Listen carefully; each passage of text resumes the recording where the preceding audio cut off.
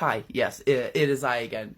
This is going to be part one of Things Have Gotten Worse Since We Last Spoke by LaRocca. This is the third book out of my Audible wish list of creepy, weird things to listen to. Thank you, TikTok, for recommending me to have waking nightmares for. I knew the story was going to be weird, but I was not prepared for the ending.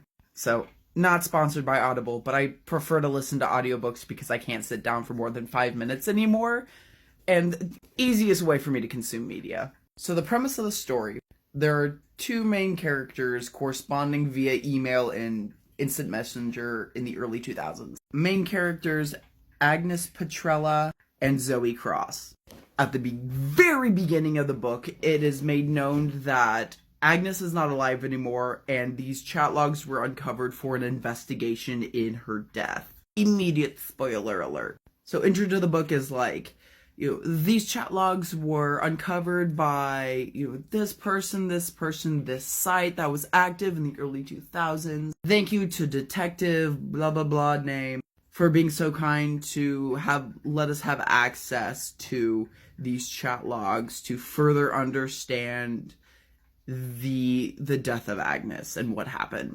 And now, if you listen to this in audiobook form, it is very repetitive in the reading of date and time from Agnes Petrella, Agnes _ blah blah blah to Zoe Cross, crushed marigolds at blah blah blah, date and time, responding to email.